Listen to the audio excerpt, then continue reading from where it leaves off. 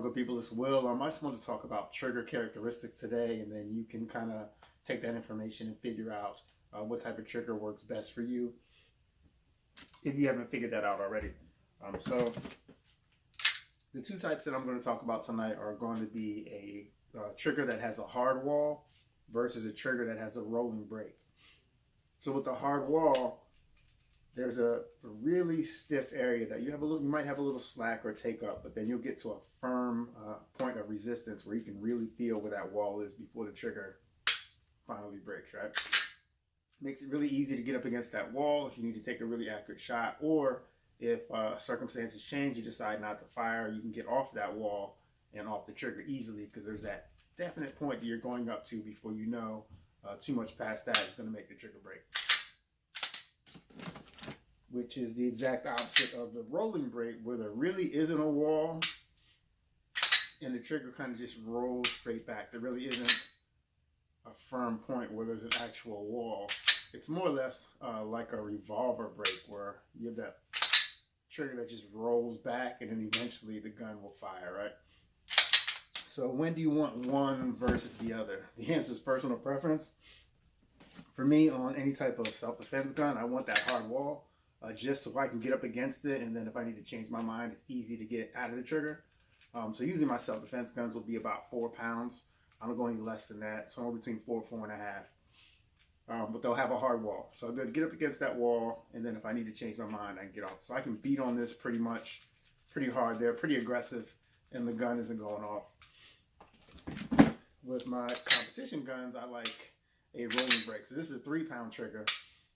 Which is much lighter, but then it also has that, see, if I tap it the same way I did the other gun, it's going to break.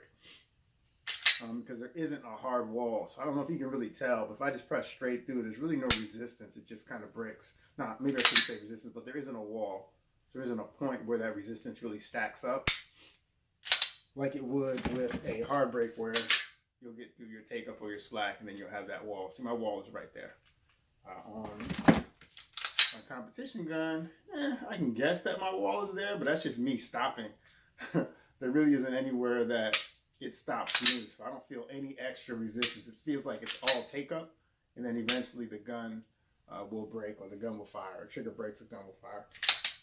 Either way, for me, I like a rolling break for competition. I like a hard wall for serious use. I know there's some people that like it. Excuse me. I know there's some people that like it the opposite way, or some people that prefer that hard wall no matter what. One of the advantages of not having a hard wall is when you go to smash your trigger or slap your trigger. I know people say don't slap it, but I guarantee if you had to come from your holster really fast and take that first shot, you're not prepping. You're smashing the trigger every time. So there's nothing wrong with smashing the trigger or slapping the trigger, as long as you do it in a way that doesn't disturb your sight picture. So the advantage here is that when you go to slam right through that trigger and you go to slap it, there's no resistance, there's no bump there. So that bump could force you to move the trigger offline a little bit. Not having it, you can just slap that trigger, and it's a lot easier to do that without disturbing your sights.